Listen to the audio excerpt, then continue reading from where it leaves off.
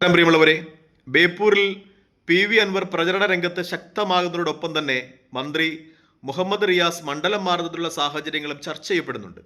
അതിന് ഏറ്റവും പ്രധാനപ്പെട്ട കാരണം, കഴിഞ്ഞ ദിവസം പത്രലേഖകർ മുഹമ്മദ് റിയാസിനോട് ഇതിനോടനുബന്ധിച്ച് ചോദ്യം ചോദിക്കുമ്പോൾ അദ്ദേഹം അതിനുള്ള മണ്ഡലം മാറിക്കളയുന്നതിനുള്ള സാധ്യതകൾ തള്ളിക്കളയുന്നില്ല എന്നതാണ് ഏറ്റവും പരമപ്രധാനമായ യാഥാർത്ഥ്യം. നമ്മൾ ഈ വസ്തുതകൾ ചർച്ച ചെയ്യുമ്പോൾ ബേപ്പൂരിൽ അൻവർ വന്നാൽ കടുത്ത ഒരു മത്സരത്തിന് സാധ്യതയുണ്ട്. ഒരുപക്ഷെ അതിനൊടുവിൽ അൻവർ മുഹമ്മദ് റിയാസിനെ പരാജയപ്പെടുത്തുന്നതിനുള്ള സാധ്യതകളും ഉണ്ട് എന്ന രാഷ്ട്രീയ വിശകലനങ്ങൾ വരികയാണ്. പ്രത്യേകിച്ചും അൻവർ ബേപ്പൂരിൽ നല്ല ബന്ധുബലമുള്ള ആളാണ്. അദ്ദേഹം പഠിച്ചത് അവിടെയാണ്. അദ്ദേഹത്തിന് നിലമ്പൂരിനെ പോലെ തന്നെ ബന്ധുബലവും സുഹൃത്ത് ബലവും ഒക്കെയുള്ള സ്ഥലമാണ്. അതുമല്ലെങ്കിൽ തന്നെയും അൻവർ ഒരു ഫൈറ്ററാണ്. അദ്ദേഹത്തിന്റെ രാഷ്ട്രീയ ചരിത്രം പരിശോധിച്ചാൽ അത് വ്യക്തമാണ്. കഴിഞ്ഞ ഉപതെരഞ്ഞെടുപ്പിൽ നിലമ്പൂരിൽ ഒരു രാഷ്ട്രീയ പാർട്ടിയുടെയും പിന്തുണയില്ലാതെ 19,760 വോട്ടുകൾ അദ്ദേഹം പിടിച്ചിട്ടുണ്ട്. അതിനു മുന്നിൽ ഏറനാട് നിന്ന് 47,452 വോട്ട് പിടിച്ചു അദ്ദേഹം രണ്ടാം സ്ഥാനത്തെത്തിയായിരുന്നു. അന്ന് LDF സ്ഥാനാർത്ഥിയായി മത്സരിച്ച അൻവർ കാളിയത്തിന് ലഭിച്ചത് വെറും 2,700 വോട്ടുകൾ മാത്രമാണ്. അഷ്റഫ് കാളിയത്തിന് ലഭിച്ചത് വെറും 2,700 സംതിങ് വോട്ടുകൾ മാത്രമാണ്. 2014 അദ്ദേഹം വയനാട് ലോക്സഭയിൽ നിന്നും ഒരു മുന്നണിയുടെയും പിന്തുണയുമില്ലാതെ 37,123 വോട്ടുകൾ പിടിക്കുന്നുണ്ട്. അപ്പോൾ അദ്ദേഹത്തിന്റെ രാഷ്ട്രീയ ചരിത്രമൊക്കെ പഠിക്കുമ്പോൾ നമുക്ക് വ്യക്തമാകുന്ന ഒരു കാര്യമുണ്ട്. അൻവർ വ്യക്തമായിട്ടും ജനപിന്തുണയുള്ള ഒരു നേതാവാണ്. അദ്ദേഹത്തിന് ഓളങ്ങൾ ഉണ്ടാക്കുവാൻ കഴിയും എന്ന് തന്നെയാണ്. അതുകൊണ്ട് തന്നെ ബേപ്പൂരിൽ ഈ ഇലക്ഷന് 2-3 മാസം മുമ്പ് തന്നെ അദ്ദേഹം സജീവമാകുമ്പോൾ അവിടെ രാഷ്ട്രീയ ചിത്രം അൻവറിന്റെ ഒരു സാന്നിധ്യം കൊണ്ട് മാറുവാൻ സാധ്യതയുണ്ട് എന്ന രീതിയിലുള്ള ചർച്ചകൾ വരുന്നതിനോടൊപ്പം തന്നെ കൂടുതൽ സുരക്ഷിതമായ ഒരു മണ്ഡലത്തിലേക്ക് മുഹമ്മദ് റിയാസ് മാറുന്നതുമായി ബന്ധപ്പെട്ട ചർച്ചകളും ഉണ്ടാകുന്നു എന്നതാണ് ഏറ്റവും പരമപ്രധാനമായ യാഥാർത്ഥ്യം. കഴിഞ്ഞ ഇലക്ഷനിൽ ബേപ്പൂരിൽ നിന്ന് 26,000-ലധികം വോട്ടുകൾക്കാണ് മുഹമ്മദ് റിയാസ് PM നിയാസിനെ പരാജയപ്പെടുത്തുന്നത്. അദ്ദേഹം കൂടുതൽ സുരക്ഷിതമായ മറ്റൊരു മണ്ഡലം തലശ്ശേരി എന്നാണ് പറഞ്ഞു കേൾക്കുന്നത്. 36,801 വോട്ടിന് ഷംസീർ വിജയിച്ച മണ്ഡലം, ആ മണ്ഡലം കുറച്ചുകൂടി സുരക്ഷിതമാണ് എന്നാണ് ഇപ്പോൾ CPM വിലയിരുത്തൽ. ആ മണ്ഡലത്തിലേക്ക് ഒരുപക്ഷെ മുഹമ്മദ് റിയാസിനെ മാറ്റി പ്രതിഷ്ഠിക്കാനുള്ള സാധ്യതകൾ ചർച്ച ചെയ്യുന്നുണ്ട്. ഒറ്റ വെടിക്ക് രണ്ട് പക്ഷി. അതായത് അവിടെ ഷംസീറിനെ ഒതുക്കുകയും ചെയ്യാം, മുഹമ്മദ് റിയാസിനെ പ്രതിഷ്ഠിക്കുകയും ചെയ്യാം എന്ന ഒരു ചർച്ചയാണ് ഇപ്പോൾ CPM നിന്നും മുഹമ്മദ് റിയാസ് അനുകൂല ഘടകങ്ങളിൽ നിന്നുമൊക്കെ ഉയരുന്നത് എന്നതൊരു യാഥാർത്ഥ്യമാണ്. എന്തായാലും ഇപ്പോൾ മുഹമ്മദ് റിയാസ് തലശ്ശേരിയിലേക്ക് പോകുന്നതിനോടൊപ്പം തന്നെ അൻവറും പെട്ടിയും കിടക്കയും എടുത്ത് മുഹമ്മദ് റിയാസിനോടൊപ്പം തലശ്ശേരിയിലേക്ക് പോകുന്നു എന്ന് തന്നെയാണ് വാർത്തകൾ. അദ്ദേഹം ചോദിച്ചിട്ടുള്ളത് മുഹമ്മദ് റിയാസ് എവിടെ മത്സരിക്കുന്നു ആ സീറ്റ് ആണ് എന്ന രീതിയിലുള്ള ഒരു പ്രതികരണമാണ് ഇപ്പോൾ അൻവറിന്റെ ഒക്കെ പ്രതികരണങ്ങളിൽ നിന്ന് വരുന്നത് എന്നതും ഒരു യാഥാർത്ഥ്യമാണ്.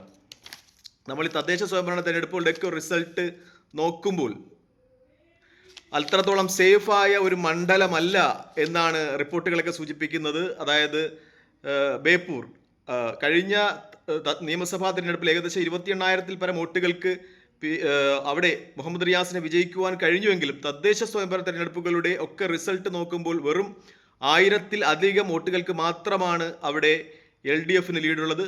അൻവറിന്റെ ഒരു കാൽക്കുലേഷൻ അനുസരിച്ച് സർക്കാർ വിരുദ്ധ വോട്ടുകൾ ഏറ്റവും കൂടുതൽ വീഴുക നിയമസഭാ തിരഞ്ഞെടുപ്പിലാണ്. അതുകൊണ്ട് തന്നെ ഈ 1,000-ൽ പരം വോട്ടുകൾ മറിയും. പിന്നെ അൻവറിന്റെ വ്യക്തിപ്രഭാവം, ബന്ധുബലം, സുഹൃത്ത് ബലം ഒക്കെ കൊണ്ട് അവിടെ വിജയിച്ചു കയറാം എന്നാണ് അൻവറും UDFും വിലയിരുത്തുന്നത്. അതുതന്നെയാണ് ഒരുപക്ഷെ മുഹമ്മദ് റിയാസിനെ സുരക്ഷിതമായ ഒരു മറ്റൊരു മണ്ഡലം തേടുന്നതിന് നിർബന്ധിക്കുന്നതും എന്ന ഒരു ഘടകവും ചർച്ച ചെയ്യപ്പെടുകയാണ്. നമ്മൾ അവിടെ ഒരു ലോക്കൽ ബോഡി ഇലക്ഷന്റെ റിസൾട്ട് എടുത്താൽ ഫറോക്ക് മുനിസിപ്പാലിറ്റി ഈ നിയമസഭാ മണ്ഡലത്തിന് കീഴിൽ വരുന്ന ബേപ്പൂർ നിയമസഭാ മണ്ഡലത്തിന് കീഴിൽ വരുന്ന ഫറോക്ക് മുനിസിപ്പാലിറ്റി അവിടെ UDF ആണ് നേടിയിട്ടുള്ളത്. 23 സീറ്റുകൾ മുനിസിപ്പാലിറ്റിയിൽ നേടിയിട്ടുണ്ട്. LDF 15 സീറ്റുകൾ മാത്രമാണ് നേടിയത്. രാമനാട്ടുകര മുനിസിപ്പാലിറ്റി എടുത്താൽ UDF 22 സീറ്റ്, LDF 9 സീറ്റ്. രാമനാട്ടുകര മുനിസിപ്പാലിറ്റിയും UDFനോടൊപ്പമാണ്. കടലുണ്ടി ഗ്രാമപഞ്ചായത്ത് എടുത്താൽ UDF 9, LDF 13. കടലുണ്ടി അവിടെ LDF ആണ് നേടുന്നത്. കോർപ്പറേഷനിൽ ആകെ 14 ഡിവിഷനുകളാണ് ഈ ബേപ്പൂർ നിയമസഭാ നിയോജക മണ്ഡലത്തിൽ കീഴിൽ വരുന്നത്. അതിൽ Arikkode north UDF, Arikkad UDF സ്വതന്ത്രൻ, Nallalam UDF, Kolathara LDF, Kunnathiyode UDF, Cheruvannur east LDF, Cheruvannur west LDF, Beypore NDA,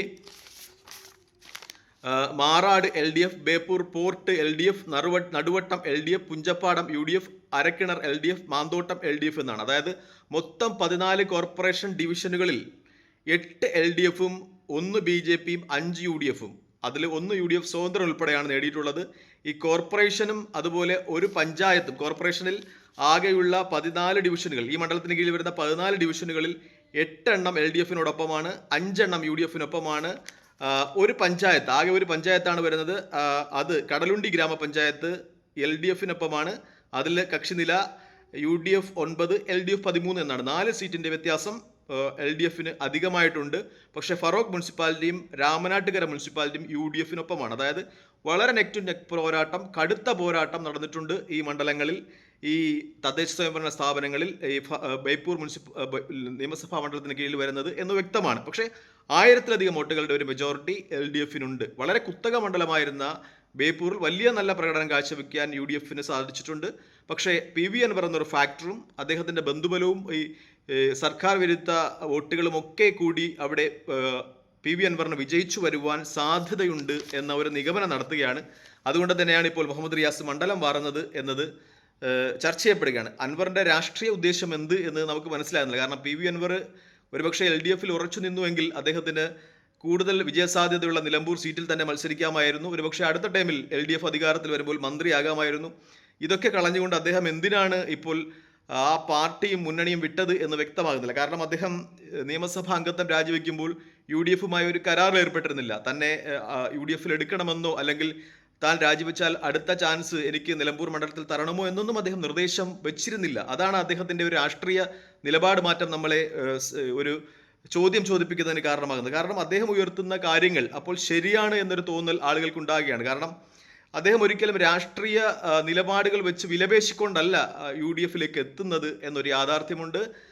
അദ്ദേഹം പറഞ്ഞ കാര്യങ്ങൾ, പ്രത്യേകിച്ചും LDF സർക്കാരിൻ്റെ കാലത്ത് സംഘപരിവാര സ്വാധീനം പോലീസിൽ എന്നത് ആ മലബാർ പ്രദേശങ്ങളിൽ ചർച്ച ചെയ്യപ്പെടുന്നുണ്ട് എന്നത് വലിയ കാര്യമാണ്. UDF കഴിഞ്ഞ തദ്ദേശ സ്വയംഭരണ തെരഞ്ഞെടുപ്പിൽ വലിയ നേട്ടമുണ്ടാക്കുന്നതിന് കാരണം ഒരുപക്ഷെ PV അൻവറിൻ്റെ ഇഫക്റ്റ് കൂടിയായിരിക്കും എന്ന കാര്യം UDF അംഗീകരിക്കുന്നുണ്ട്. അത് ഒരുപക്ഷെ മലബാർ പ്രദേശങ്ങൾ കൂടുതൽ നേട്ടം കൊയ്യുന്നതിന് UDF-ന് സഹായകമായിരിക്കാം എന്ന ഒരു രാഷ്ട്രീയ നിഗമനം വരുന്നുണ്ട് എന്നാണ് ഏറ്റവും പരമപ്രധാനമായ യാഥാർത്ഥ്യം. അതുകൊണ്ട് തന്നെയാണ് PV അൻവറിനെ ചേർത്ത് നിർത്തുവാൻ UDF തയ്യാറാകുന്നത്. PV അൻവർ ആകട്ടെ മുഹമ്മദ് റിയാസ് ഏതു മണ്ഡലത്തിൽ മത്സരിച്ചാലും ആ മണ്ഡലത്തിൽ മത്സരിക്കുവാൻ തയ്യാറാണ് എന്ന ഒരു രാഷ്ട്രീയ തീരുമാനമായി മുന്നോട്ട് പോവുകയാണ്. അതുകൊണ്ട് തന്നെയാണ് താരതമ്യേന വിജയസാധ്യതയുള്ള മണ്ഡലങ്ങളൊക്കെയും ഉപേക്ഷിച്ചപ്പോൾ അദ്ദേഹം ഇപ്പോൾ ബേപ്പൂരിലെത്തിയിട്ടുള്ളത്. പക്ഷേ മുഹമ്മദ് റിയാസ് ഇപ്പോൾ ബേപ്പൂരിൽ നിന്ന് തലശ്ശേരിയിലേക്ക് മാറുന്നു എന്ന ചർച്ചകൾ ഉയരുകയാണ്. തലശ്ശേരിയിലാകുമ്പോൾ PV അൻവറിന് ഇത്ര വലിയൊരു ഇഫക്റ്റ് അവിടെ ഉണ്ടാക്കുവാൻ കഴിയുമോ എന്ന കാര്യം സംശയമാണ്. കാരണം ഇവിടെ PV അൻവറിന് ബന്ധുബലമുണ്ട് ബേപ്പൂരിൽ. പക്ഷേ തലശ്ശേരി എന്ന് പറയുമ്പോൾ മറ്റൊരു ജില്ല കൂടി കടന്ന് കണ്ണൂർ എത്തുകയാണ്. അവിടെ എത്രത്തോളം ഇഫക്റ്റ് ഉണ്ടാക്കുവാൻ PV അൻവറിന് കഴിയും എന്ന കാര്യത്തിൽ ചോദ്യമുണ്ട്. എന്തായാലും PV അൻവർ നല്ല ഫൈറ്ററാണ്. മുഹമ്മദ് റിയാസ് രാഷ്ട്രീയ പിൻബലവും മുഖ്യമന്ത്രിയുടെ പിന്തുണയും ഒക്കെ ഉള്ള ആളാണ്. മത്സരം കടുക്കുമെന്ന കാര്യത്തിൽ സംശയമില്ല. തൽക്കാലം ഈ വീഡിയോ ഇവിടെ വാങ്ങുകയാണ്. മറ്റൊരു വീഡിയോ കാണുന്നവരെ നന്ദി, നമസ്കാരം, ജയ് ഹിന്ദ്.